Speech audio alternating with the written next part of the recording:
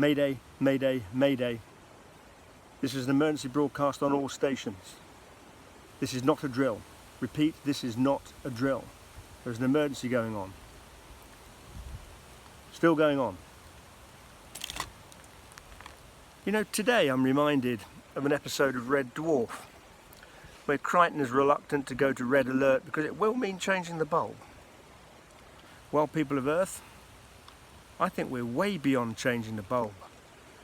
Today I'm excited and afraid in equal measure, because I'm starting to hear the word emergency used about climate change.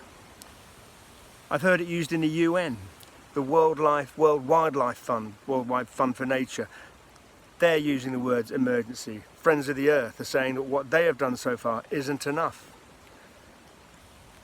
And it's exciting because this is an emergency. I'm reminded, I grew up with Greenpeace, which started in 1972, and Star Wars, which started in 1977. We've been aware of climate change for a long time, over 40 years, and we haven't done enough about it. It's like we are reluctant to change the bulb because it's a bit of an inconvenience. We're beyond that. We've got to really do something different, and government aren't doing anything, because what this requires is a complete root and branch change in the way we do things. Our entire economy is set up in a way that is damaging things. It's got to stop. It's got to stop. And another thing I saw yesterday was an article on the BBC saying how children in the UK spend less time outdoors every day than prisoners. Now that's important, because I'm 55, middle-aged man, and most people my age spent a lot of time outdoors. I only realised this morning I had a favourite tree, a place that I would go, an oak tree that I'd go if I was sad or upset. And I'd go and climb up the tree and sit in the tree and think about things. And I don't think many children have a favourite tree anymore. In fact, they don't even have a relationship with a tree. Now that's important. It's important that children, in fact everyone has a relationship with nature, not just nature, individual nature, like a actual tree like this one. Because when you are connected to an individual, it's harder to do it damage. If you have a connection with an individual animal or an individual plant or an individual place, it's much easier for you to defend it. And if we have no connection, if our children have no connection with their own planet, they're not going to understand why it's so necessary to protect it. But I'm seeing some brilliant things happening. I'm particularly excited at the moment by an organisation called Rising Up. It's the first organisation I've seen that offer actual solutions to how to do things differently. And they're making it really important about changing things, about changing the way we do things, about changing it quickly and non-violently. That's important. And they embody elements in their DNA, as they call it, which includes ceremony, connection to nature, working with, knowing and dealing with your own inner demons, knowing your own buttons, working in a flat organizational structure with anyone and everyone. That's what's going to be necessary. So anyway, I'm ranting now, but I'm really passionate about this, and it's important. One of the big important things is to just connect with this place you live on. This, as far as we know, is the only planet of its kind. It's unlikely that it's the only one, but it could be, and it's certainly the only one we get to live on. It's a planet where life is the default setting. Now, yeah, you could take a sort of 12 monkey scenario and say, well, we're better off without people. Let's just let everyone die and the world will be better off and it'll reset, and you know, we're anthropomorphizing this, we're making it too human-centric, which we are.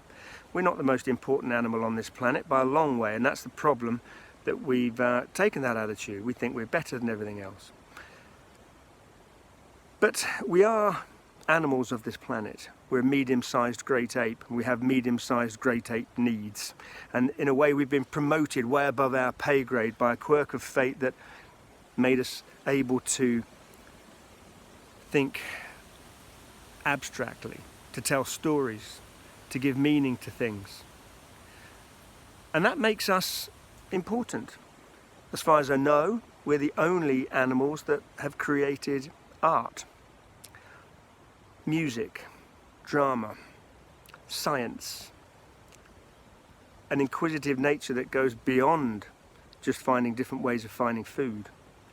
We're the only species, as far as I know, who have made it off this planet to look back at it from space.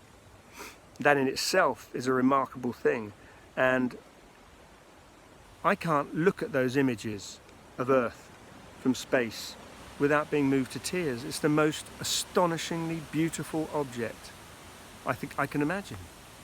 And it's an incredible place. Look at this place. This is a woodland in Suffolk. Ancient woodland. Some of the trees in this wood are hundreds of years old. We live on the most staggeringly beautiful planet. And even if it's too late, even if in my lifetime this all comes crashing down horribly, then go out, enjoy it. Sit under a tree, feel it, get to know it, because it's your only chance. This is your only chance. You get to live on this place. It's amazing, absolutely amazing. What a place. So anyway, here at Perfect Rucksack, what I'm going to do is I'm going to help you to go out and to connect with nature, I hope, and maybe learn some of the skills that you may need in future. I have step-grandchildren, and one of my stepdaughters recently said that she wanted to learn about trees so that she could teach her son, who's Max, who's 2, about trees. And so I'm going to do a series of videos to teach you or help people who know nothing. I don't know much, but I know enough to identify certain trees, and that's important, because if you can identify something, you get a connection with it. You somehow are more invested in it if you've taken the time to recognize it. It becomes a friend, like you recognize a friend. And so I'm going to do some videos to help you recognize, in a very simple way, the basics of trees and other plants, and the basics of self-reliance, fire, shelter, water, that kind of thing. And I hope you enjoy it. I hope this isn't too depressing a rant. It's not my intention. My intention is to try to save this place at the same time as really enjoying it. Thank you. Bye-bye.